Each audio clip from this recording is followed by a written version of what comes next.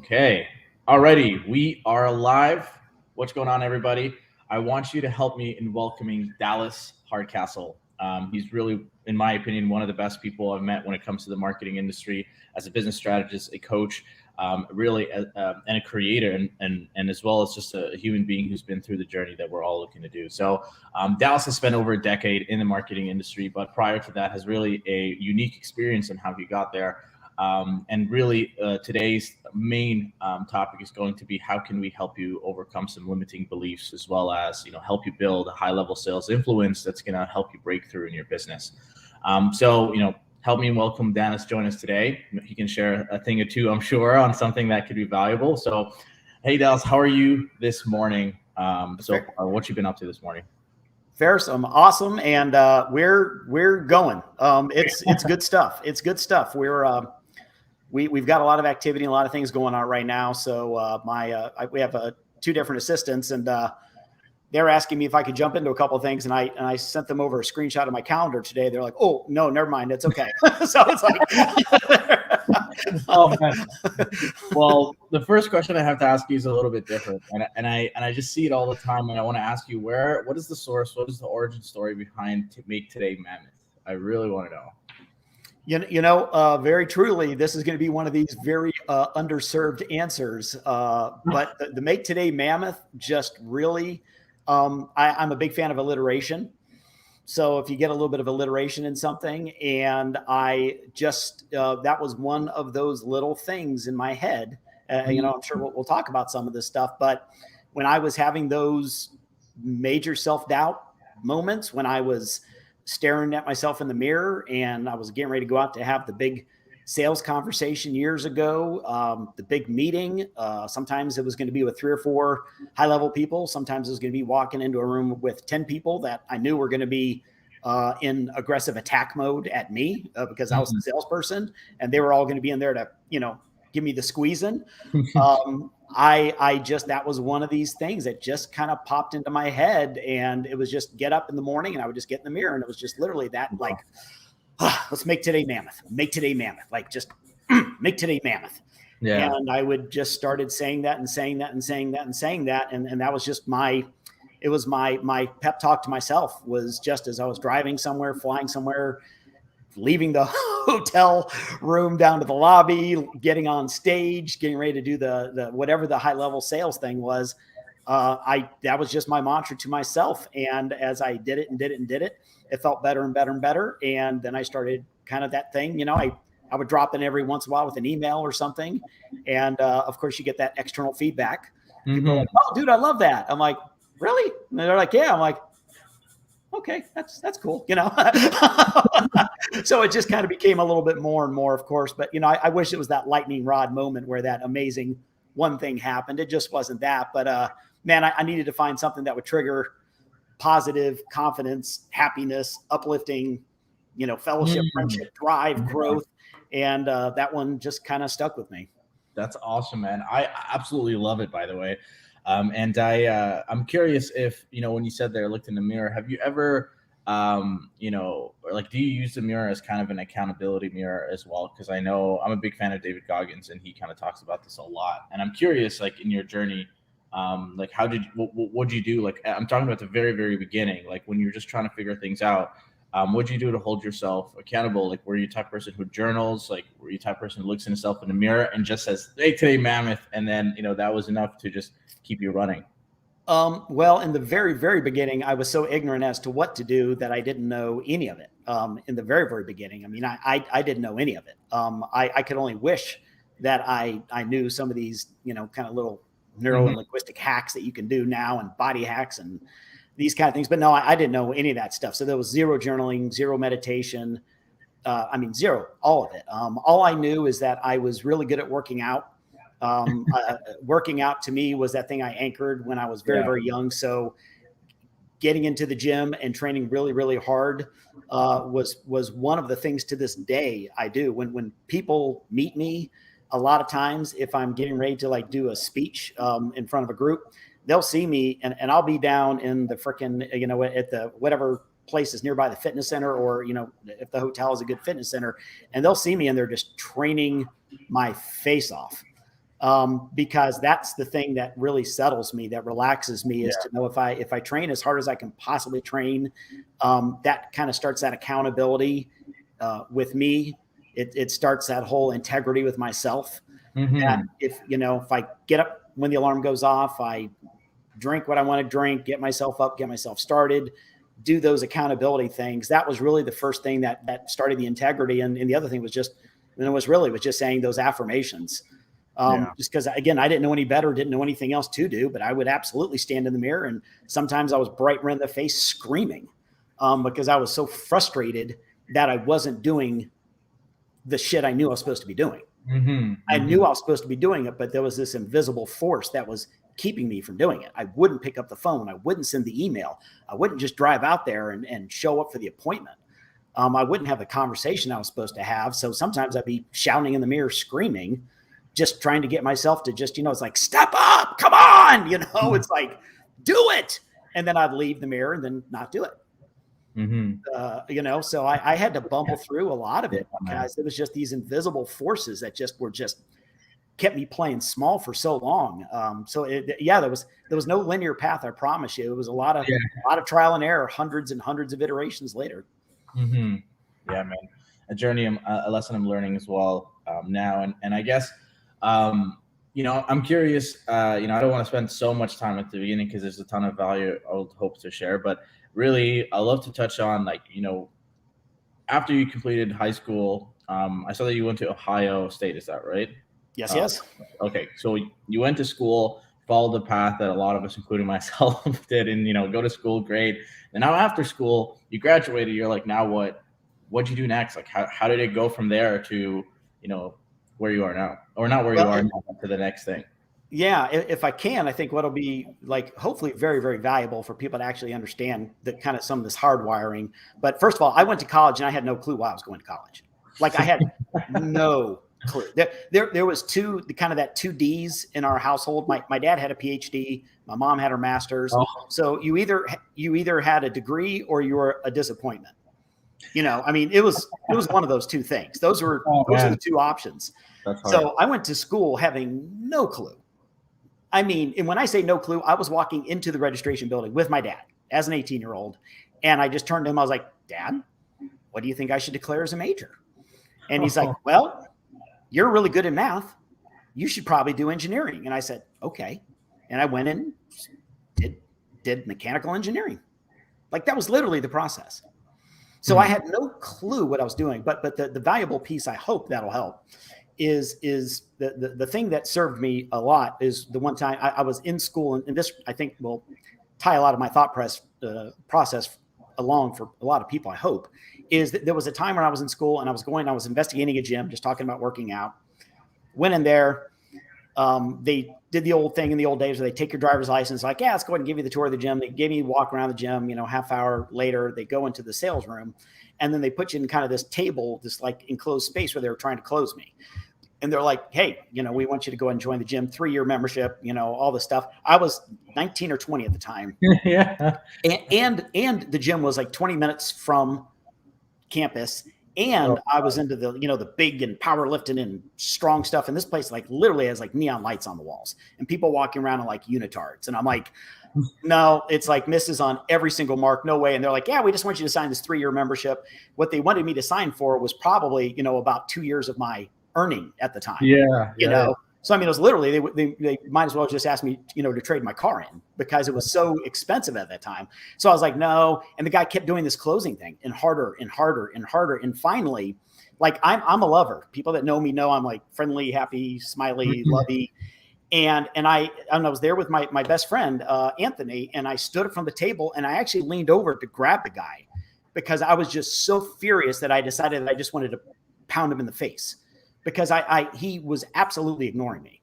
I said no 15 times. And he was like, come on, there's got to be something we can do, something we can work out. There's got to be something we can do today. There's got to be. So I unhinged.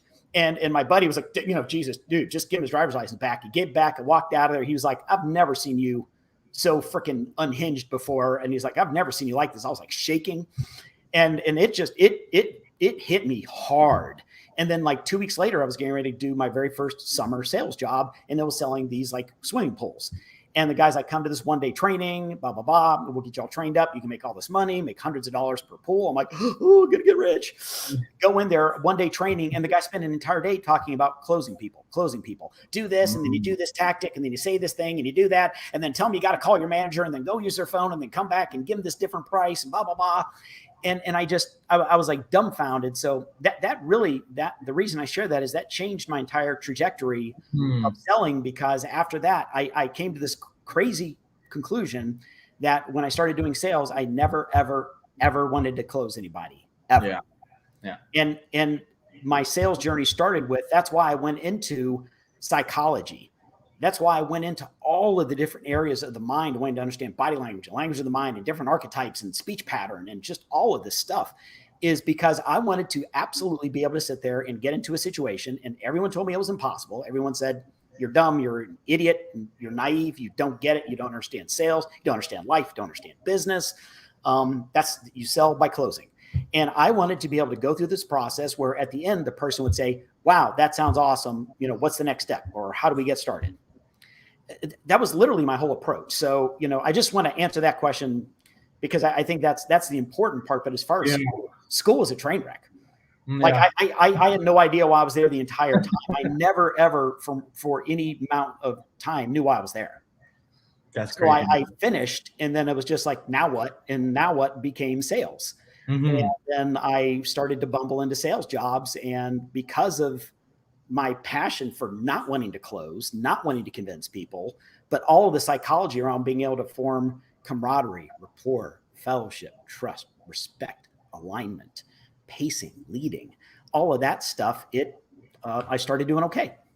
Yeah, man, what a event that has set in motion that person who was trying to hard close you like that. I guess you really can learn from what not to do, I feel like, as much as what to do as well. And I think this is something I'm experiencing with my business as well, where I have this big, massive list called fears and things that I shouldn't be doing. And it's just been growing and growing. And I realize, like, I don't even need to know what to do anymore. I just need to keep adding to that list. And then it's just going to keep me going. And one of those things is never sell to anybody cold. I told myself I'm never ever going to do that again.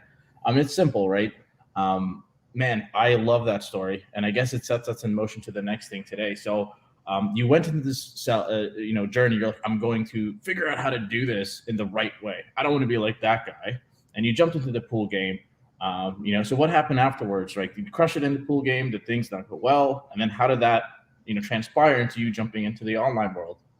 Well, the pool thing I never did, just because that was, it was literally the message he was saying was, because I asked him, because it was 1 day of how to be deceptive, manipulative, and close.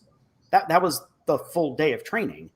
And, at one point I was just, it was like literally, the message was that I likened it to is like, hey, Ferris, I want you to take the sales job, and I want you to go up and I want you to punch people in the face.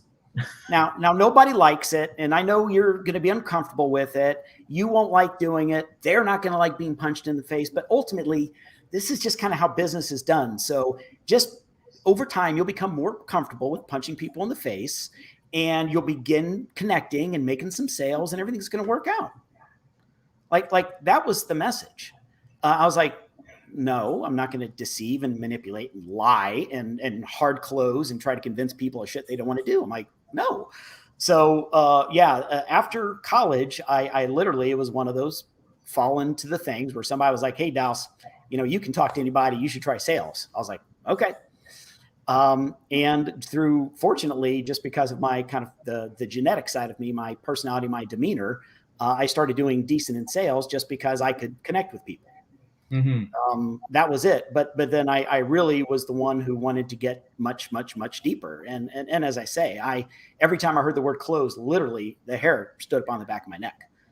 Any job I would go into, and they're like, yeah, we need you to close this much, or close these people, or close this group, or close this company, close this deal. And I was like, God, I don't think you're getting it. If that's the language you're using, you're not getting it. Like, I never wanted to close. I never wanted to close anybody. I wanted to open up the relationship, open up opportunity, open up referrals, open up partnership, open up additional things.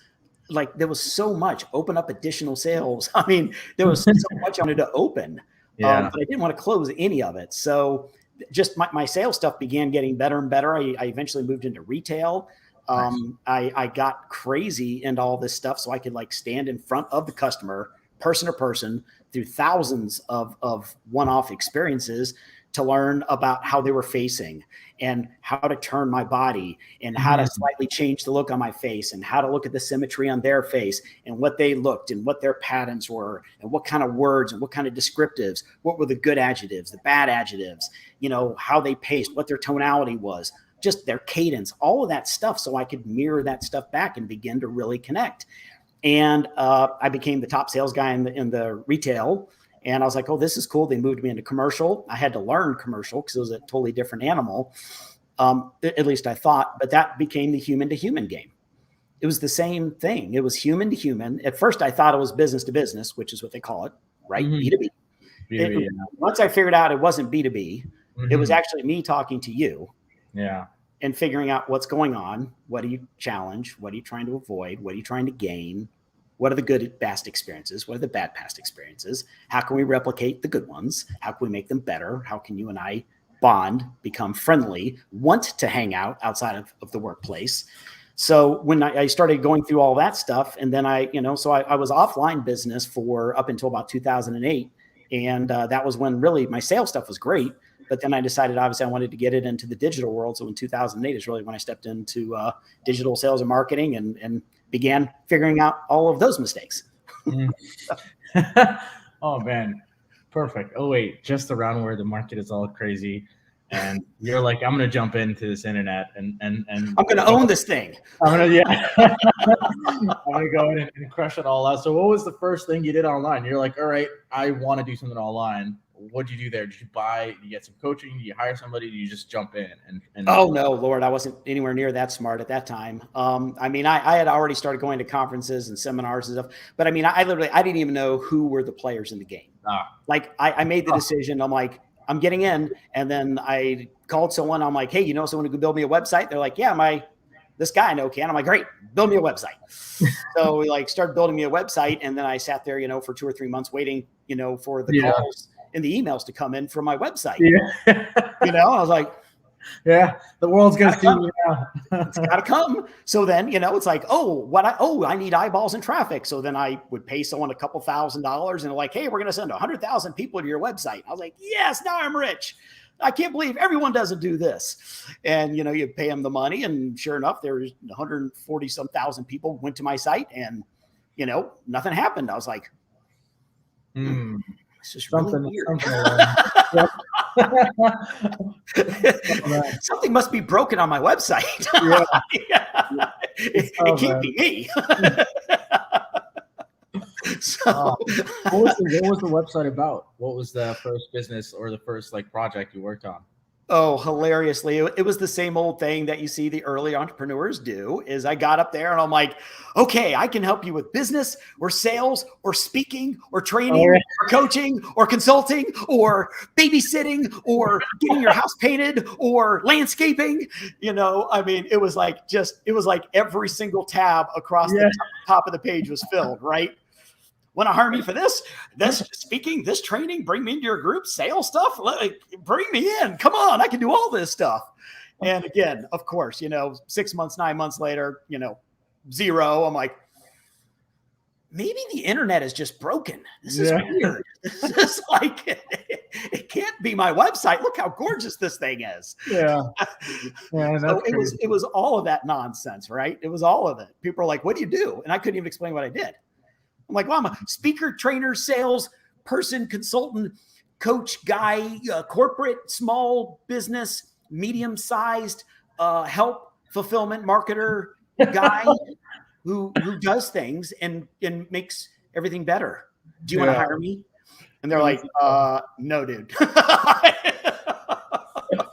That is wild. And it's so true what you said. It's like everybody's starting out, especially I think this couple of years ever since I guess Facebook, Instagram, and the social media marketing stuff kind of take off.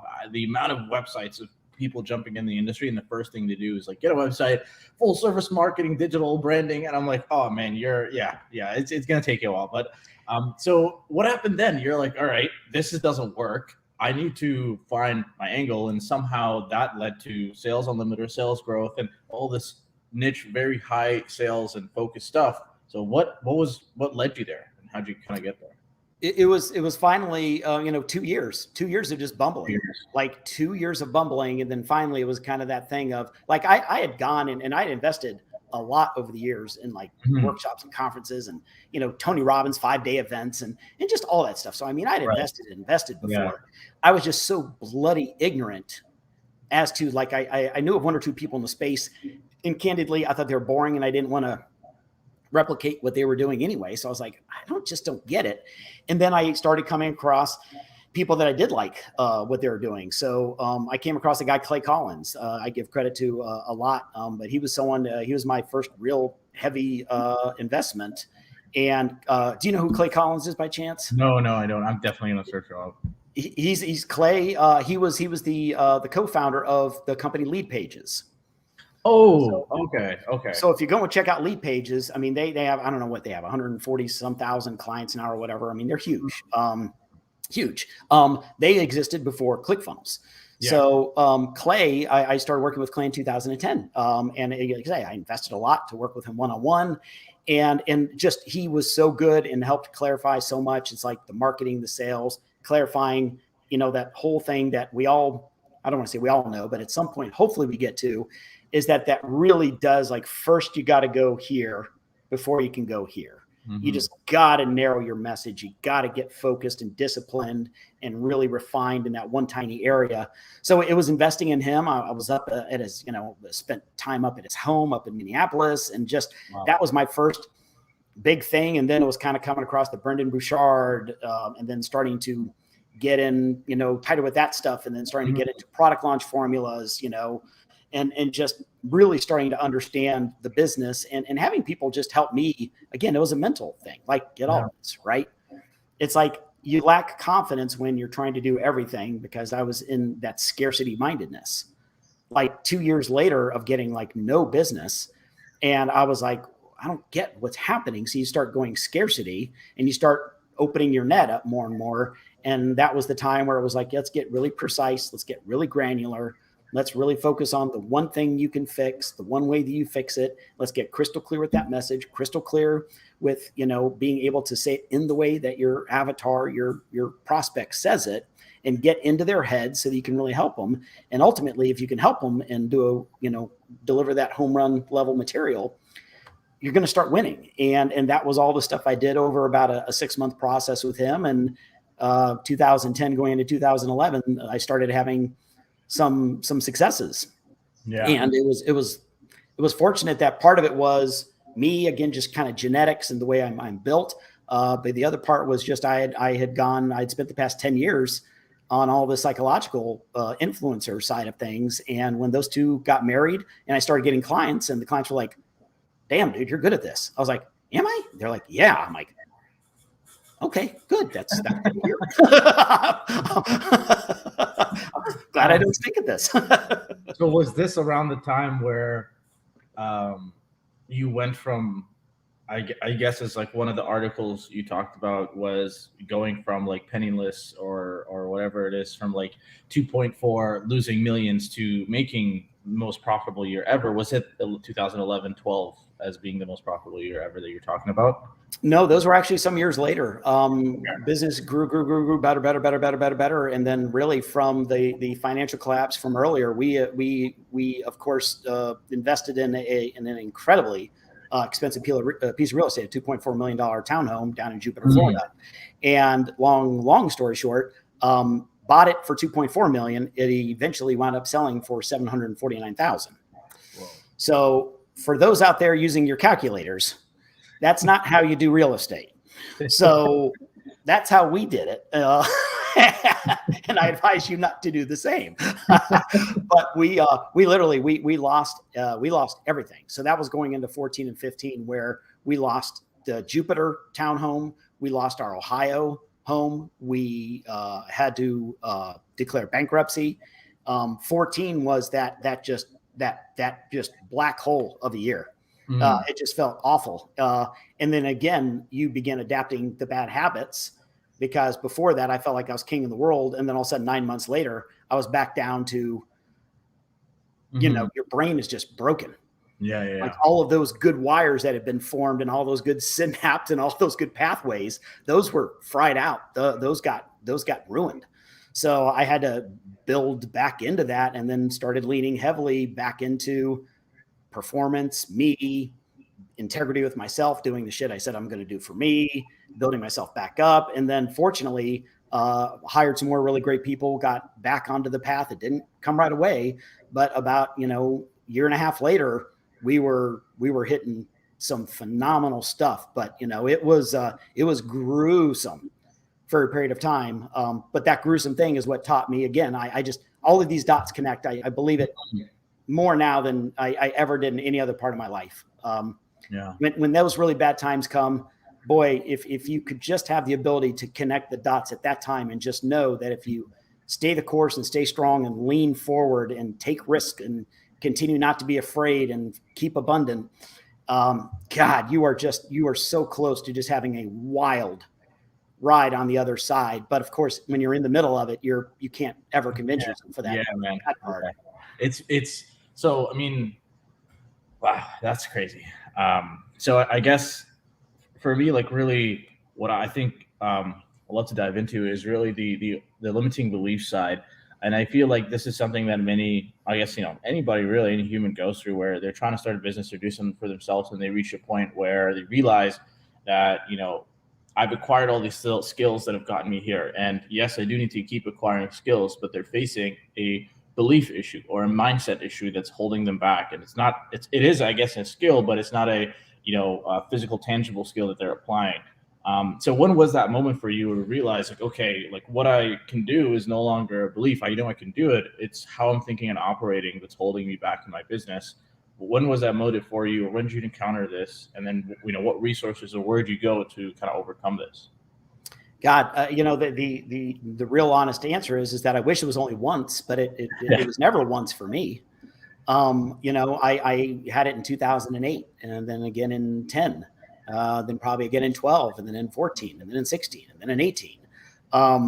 It's the constant belief, and the reason I talk about a handful of things is these limiting beliefs are the trash liars. They're just trash, toxic lies that we tell ourselves, because if I can do something like you, then by definition, I disqualify it, or I dampen it down, or I tap it down. And I'm like, it's not that unique. It's not that important. I'm not that special, because me and Ferris kind of do the same thing and kind of the same way. And the lie is that you and I are so bloody different in how we communicate, how we connect with people, all of your histories. Like, you have this deep, rich history, which is nothing like mine, right? We're all so different. We're all unique. You moved from another country. Like, I don't have that experience. I just don't. So the way that you and I will serve and help people, despite being similar, are radically different, because the things you were experiencing when you're 6 are coming into play now. Wow. Messaging that you heard in grade school and high school comes into play. Interactions you had on the playground, interactions you had with parents, with friends, with business colleagues, with leadership, people that were leading you, people that you were leading.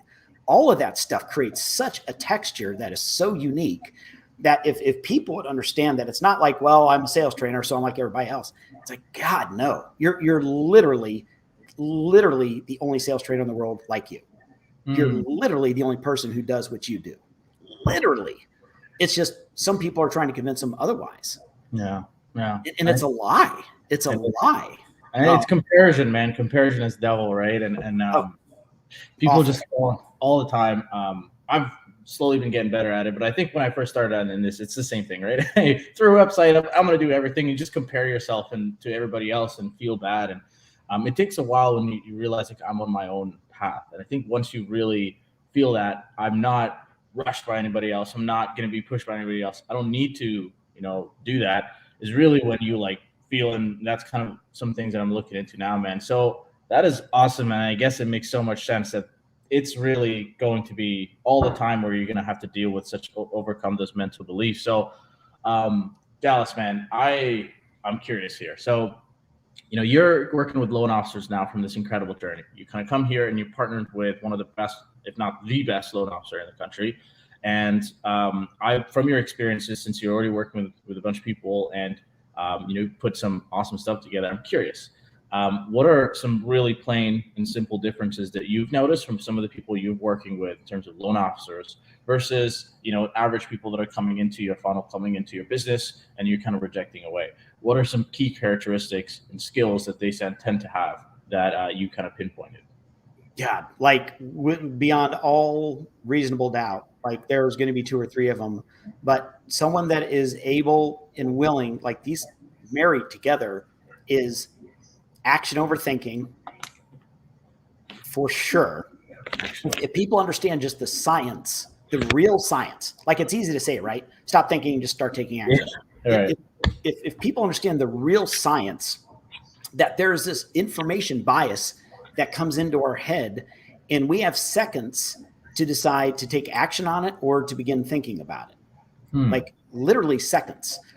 If we just move into action, it silences that thinking voice. It silences, it blunts that voice that begins thinking now about all the consequence of our action and all the bad things. So the ability to just take action, not allowing ourselves to get into the thinking mode, like literally, it's like, I need to do this email. Look, okay, pick up your phone and just start mashing buttons. Like, don't sit and think about, well, I need to think in Word and I need to contextualize and I need to get a landing page up. Crack open your laptop and like hire the person or get into your software and get that template up. I need to reach out to these referral partners. Reach out. Like, just do the action. People are so busy not taking action because they think, because there's such a thing as doing it perfect, which ties into then people actually thinking that you're not supposed to make mistakes and you're not supposed to have failures. Yeah. And I mean, I don't want to sound like this guy, but I mean, our society now is just demonized failing. Yeah. It just demonizes it. It's this whole give everybody a trophy thing, because it's like, it's okay. Even if you didn't do well, it's okay. It's like, well, no, because in business, guess what happens? If you don't execute against the things you got to do, guess what happens? You're gonna fail hard. You got a freaking business. Yeah. If you don't take care of your team, if you're not taking constant action, if you're not taking measured risk, if you're not building leadership, power, momentum, trust, if you're not taking action on these things, you go out of business. Like, the market will put you out of business. The marketplace will decide very quickly that you just don't belong. So to be able to come in the loan officers that have the ability to not demonize failures, meaning that if you can check this with my business partner, it's like, yesterday I got an idea and we tested it. We sent it out. This morning I had another idea. We're sending it out. Tomorrow I've got another thing. We're going to send it out. Like, we're constantly sending out stuff. And of the 30 things that I did in September, like 10 of them just didn't work at all. They just didn't work. But 10 of them did, or 20 of them did. So like, sitting here and thinking, well, I just want to make sure it's going to work. It's like, that's not how business works. Yeah. That's not what being an entrepreneur is. And I always look at LOs. I look at them as entrepreneurs, nothing more, nothing less. Yeah. It's like, execute fast, stop thinking, stop trying to think that it needs to be perfect. Of course, that's the lie of lies, and stop demonizing failing. Like, for God's sakes, try to figure out 1 or 2 things you can screw up every single day. Mm-hmm. And if you do that, as you're breaking things, you're figuring out all the other new things that you can do that help you get this traction, that help you to grow. And then the other is just sales. Like, it sounds so generic, and I can talk for 4 hours about sales. We don't have that time afforded us, but sales is being a high performer for you, being an internal communication specialist for you, being able to believe in you, show up for you, understand how you are wired, how you can be the peak performer, and then lean into how to do this and how to marry this up with other people. Like, sales is never closing. It's never convincing. If I convince you to do something, that is the beginning of the relationship, where everything you and I do, I'm going to be required to convince you. Right. If I bring you into my company, I said, and I convince, then it's like, okay, Ferris, make sure you make those calls. Okay. Okay, Ferris, make sure you send out those emails. Okay. Oh, okay, Ferris, just make sure we follow up on those people. Okay. It's like convincing. I don't want to convince anybody to work with me. I don't want to close anybody to work with me. I want people who are dying to work with me so that we create the relationship as an LO. And I don't know if this is like a mind bender or not, but I want your realtor partners to ask you out to dinner, to ask you out for drinks, to ask you to go out for a round of golf. You're never begging, you're never pleading, you're never less than, you're never subservient to them. You are always in this position of being massive value. That doesn't mean whining and dining and handing them over a bunch of money and ad spend and taking them out to expensive dinners. It means you show up as the most valuable asset in your market. Period. You're the most valuable asset. So they're seeking you. When they're seeking you and they want you around and they are asking you out to dinner, you out to drinks, you out to happy hour, I would suggest you're winning. So now don't close, don't convince, don't beg, don't come up with little tricks or little tactics or little cute little things that you think, oh, here's this one link that'll change your whole life. It's like, get really, really high performing for you and then become the freaking best sales influential communication machine you could possibly be. Because when you can sit down with 10 people and you know you're going to connect and bond and build fellowship and rapport and trust and likability with all of them, now you get to choose who you want to work with. It will change your life. So execute fast and become freaking great at influencing others in a positive way. When you do those two things, life gets rosy. That's awesome, man. Wow. No, I'm definitely going to write those things down so that I think they need to be reiterated a million more times so that everybody can experience it. Cause it's, honestly, the don't think thing is very simple and can be overlooked, but it's actually crazy powerful. On all of our SOPs for our company, like any manuals for employees, I started writing on the top of the SOP, don't think, just do this. Don't think you got this, stop thinking, you're just overthinking.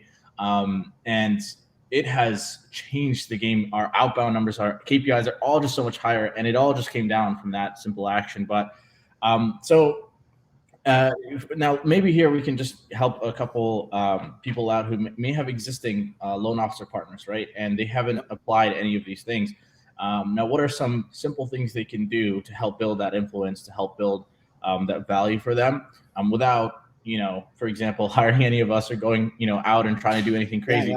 They're tight in a situation and they're just like, I need to use my existing partners and do something. What are some recommendations you have for them? Gosh, I mean, this really, and I hope this doesn't sound like I'm trying to give an answer that's not the answer, but this is really the answer. We're not like, the answer is not in hiring us because we're not going to fix you. At all. That's not the answer. The answer is that begin building integrity with yourself. Truly, honestly, begin building integrity with yourself. When you begin to build up a routine that you hold yourself accountable to, that you trust yourself, that you begin to respect yourself, the number of people that hold integrity with other people is usually pretty high. We usually send out the emails for the other people. We make the phone call. We do this stuff, but we're crappy at holding ourselves accountable. So the alarm goes off at 5 o'clock and we snooze it up. And then our eyes open and then we're, oh my God, now I'm behind. And then now that I'm behind, it's like, okay, well, I want to do, get in some cold pressed green juice or a good, healthful, energetic breakfast or meditate or journal or work out, take a mindfulness walk, go out in nature and walk for 30 or 45 minutes and just get ideas in your mind. Do breathing exercises, like all of these things to get yourself where first thing in the morning, within the first 60, 90 minutes of your day, you've ticked off 5, 10, 15 yes boxes. Like you've done them. You've already accomplished all these things because you said you would do them. You woke up, you were on fire, you were intentional, you held yourself accountable. Now your integrity for yourself is sky high. I can't tell you how much personal integrity changes you showing up to pick up the phone. Like if you're not in integrity, if you don't trust yourself, you don't feel good about making the call. If I don't trust myself and I don't believe in myself, and if I think, we talked off camera about, if I feel like I'm a fraud, if I feel like that I'm less than, if I feel like I'm asking you to do something that I'm not willing to do, I show up in meetings completely like, dude, people see this. Mm-hmm. If I show up and I'm like, Ferris, you got to be in integrity and you got to just show up and do this stuff. And if I'm not doing any of it, dude, it is exhausting because your energy is leaking like crazy because I'm lying to myself. Mm-hmm. And now I'm also trying to convince you of the lie. Yeah. If you have too many of those days, this is why you're tired as hell in the middle of the day. Yeah. This is why people want to take 2-hour naps in the middle of the day, is because you're so out of integrity. You're so out of alignment. You're doing things that are not right. You know they're not right. They don't feel good. You're having conversations with people you shouldn't be having. You're trying to convince people of things that you don't believe in yourself. And meanwhile, you're telling people that this is the way that they should be stepping in, performing, and doing business when you're not willing to do it for yourself. So just begin to build up this integrity list with yourself. I promise you, you just do this for days and you start showing up on calls, communications, emails differently, and then just learn the science of influence and communication. Yeah. Just like that's all we are. Yeah. That's all we are, Ferris. Like all you and I are two humans trying to figure out each other's communication patterns so that I can accurately relay information to you and that you will accurately receive it in the way that's intended. Yeah. That's all it is. When you and I have rapport, dude, we'll move mountains. We do. We don't have rapport. I'm trying to convince you. I'm trying to close you. I'm trying to sell you on stuff. And it never feels good.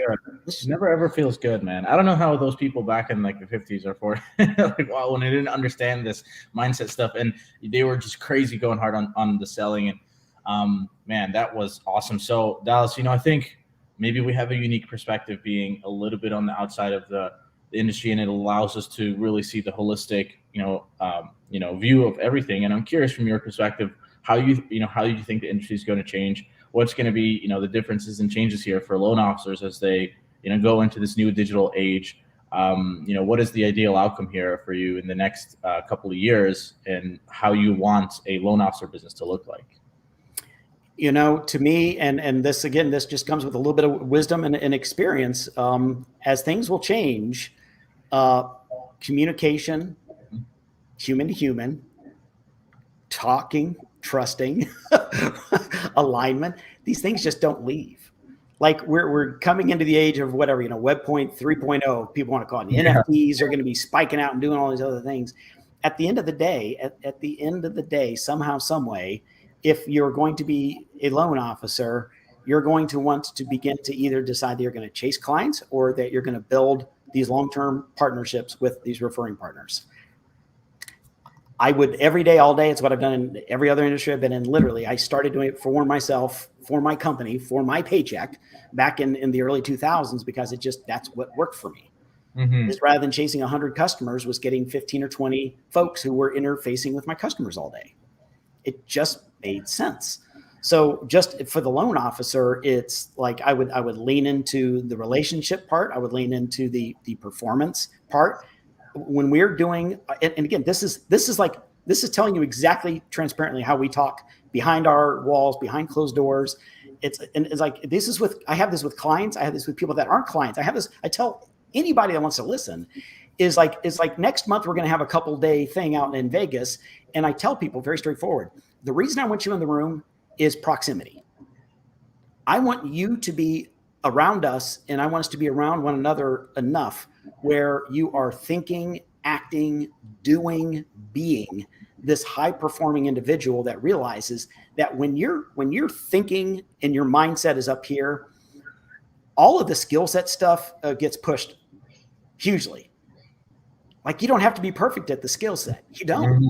Mm-hmm. What I want you to be perfect at, is leading you and then leading your team.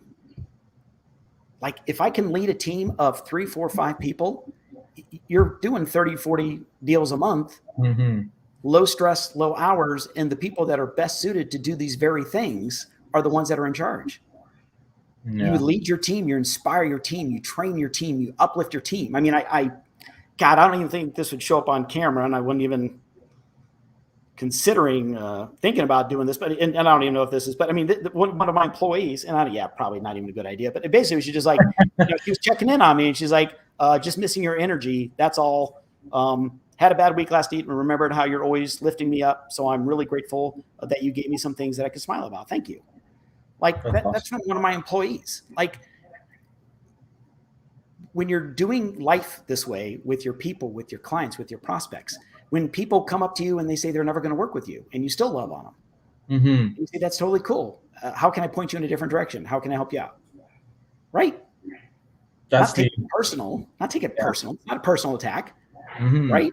Yeah. It honestly is just when you put in a position right now, like being online, man, it's fun, and especially if you love doing it. That I think there's so many people out there, right, that are just ABCs, always trying to close, and they never get this stuff. And I feel like we should just change it 100%. No more ABCs to ABN. Always be nurturing and building relationships.